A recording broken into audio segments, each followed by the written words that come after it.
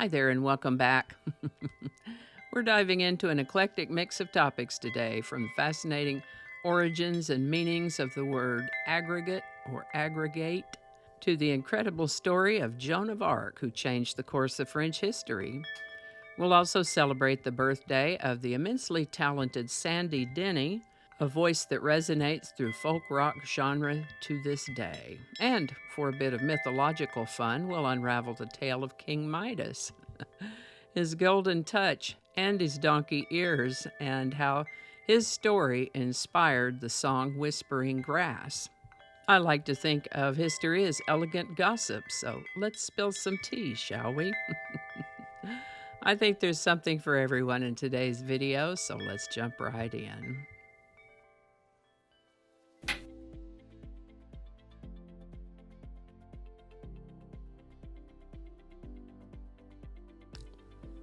Hi there and welcome to This Day in History for January 6th.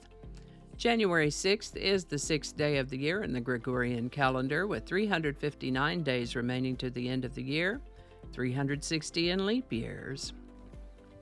Today's word is aggregate or aggregate. You might hear it pronounced either way, and it can be a noun, a verb, or an adjective. Its core meaning has to do with gathering together. For example, as a verb, aggregate means to gather, collect, or assemble items into a whole. An example sentence might be, researchers aggregated the survey results for a comprehensive analysis, or when the researchers mixed buckyballs with water, the carbon molecules aggregated into crystal structures. That's from an article in the May 7, 2005 edition of Science News. As a noun, aggregate refers to a whole, formed by combining several elements or parts, as in, the report was an aggregate of data collected from various departments, or the council was an aggregate of 3 regional assemblies. In construction or landscaping, granular materials like sand, gravel, or crushed stone used in concrete or as a base layer is called aggregate. An example in that context might be the construction required tons of aggregate to form the base of the new road, or the crew spread aggregate over the base layer of the road. As an adjective, aggregate describes something formed by the collection of units or particles into a mass or total or collective. Examples as an adjective might be, the aggregate sales of the company exceeded last year's figures, or the tournament's aggregate score determined the overall winner. The word aggregate comes to us from a Latin word that meant to add to a flock or group. Interestingly, part of that original root word, gregare, has evolved to such other words as gregarious, congregation, egregious, and segregate. First known use of the word aggregate is in the 1400s. Aggregate. Today's word aggregate was requested by YouTube viewer at ddally8851. Thanks, ddally. We'll look at aggregator tomorrow. And if you have a word you'd like to see in this Word of the Day segment, drop it in the comments. We'll give it a going over. And with that, Joan of Arc was born around 1412 in Domremy, France.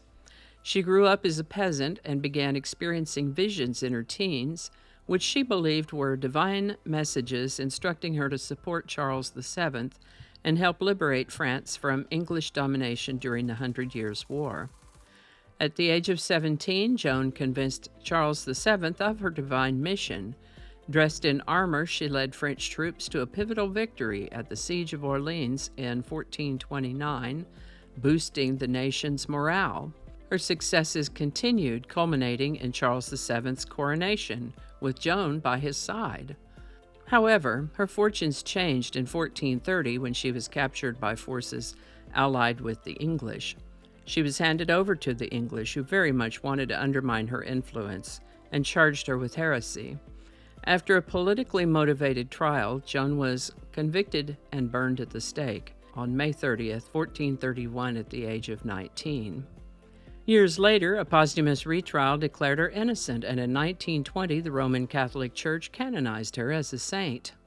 Joan of Arc remains a symbol of courage, faith, and patriotism, inspiring countless works of art and literature. We mention Joan of Arc today because of a letter written in that time, stating that she was born on the Feast of Epiphany, a Christian feast day, although there is no other evidence of her having been born on that day.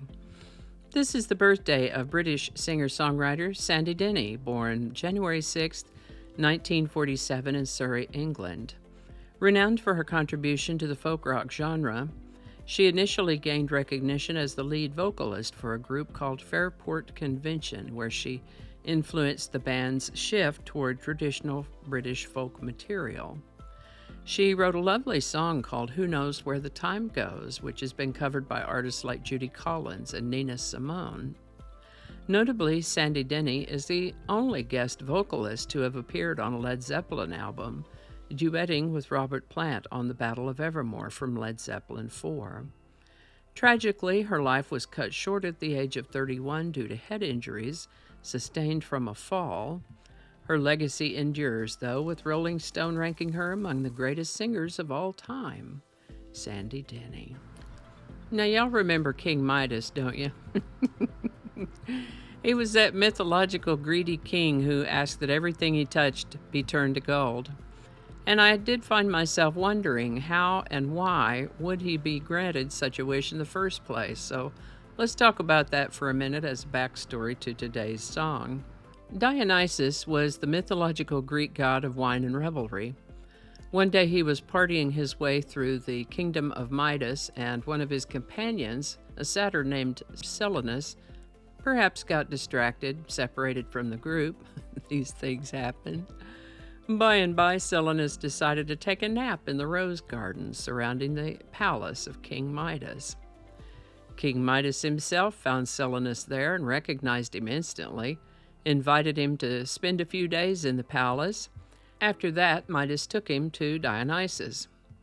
The god of celebration and gratitude to Midas for his kindness promised Midas one wish. Whatever you want, King Midas, it's yours. Midas thought about it for a bit, and he was a bit acquisitive, a touch on the greedy side. And his wish was, "My wish is that everything I touch turns to gold." Dionysus was like, "Are you sure? But Midas was positive. "Yes, that's what I want." True to his word, Dionysus granted his wish. Midas, very excited about the prospect, began touching things, and of course they instantly turned to gold. This was great, except that everything he touched turned to gold. Breakfast, lunch, dinner, inedible.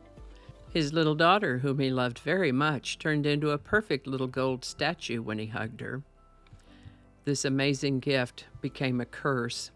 He begged to have this gift reversed, and Dionysus complied. So that's the be careful what you ask for part of the King Midas story. Midas was so moved by all this that he moved to the country, where he came to venerate Pan, the god of fields and satyrs. Pan, who could be a little bit of a pill his own self, compared his musical abilities to those of Apollo. Pretty bold statement, since Apollo was one of the Olympians, god of several higher functions, music and arts among them. Apollo was like, "Oh, really?" Pan blew a few notes on his pipe. Apollo plucked a beautiful song on his harp. Midas, infatuated with Pan, claimed that Pan was the better musician. Apollo, incensed by this, said Midas must have the ears of an ass, and Midas's ears turned into those of a donkey. All of a sudden, now he's got donkey's ears. There was no getting out of this one for Midas this time, though. Terribly embarrassed by his donkey ears, he took to wearing a turban to hide his ears, but his barber knew, of course. Midas swore his barber to secrecy, but the barber couldn't help himself. He went out to a meadow, dug a hole in the ground, and whispered this embarrassing secret into the hole, and then filled the hole back up. A bed of reeds sprung up in the spot, and the rustling of the breeze would whisper, "King Midas has an ass's ears." This became the whispering grass that reveals a person's secrets. All these centuries later, father and daughter songwriting team Fred Fisher and Doris Fisher wrote the song Whispering Grass, Don't Tell the Trees. It's been recorded by several artists over the years, from Duke Ellington and his orchestra in 1940 to Ringo Starr in 1970, and today's version by Sandy Denny in 1974. Whispering Grass, Don't Tell the Trees by Sandy Denny. Link in the description, and there's also a link to her version of Who Knows Where the Time Goes. Hot potatoes. From the layered meanings of the word aggregate to the heroic life of Joan of Arc and the enduring artistry of Sandy Denny, January 6th is a day full of inspiration, learning, and a bit of mythological mischief. Until next time, stay curious, stay kind, and may your golden wishes always come with the healthy dose of wisdom. See you next time. And I think that's going to do it for us today. Thank you so much for watching. Consider subscribing if you haven't already. Feel free to share this video with a link in your email, messaging, or social media. If you enjoy this series, you can check out the playlist that contains these videos. I'll put a link to that in the description. That playlist lives on YouTube, so for other platforms, I'll include a link to my blog page. It's called No Really.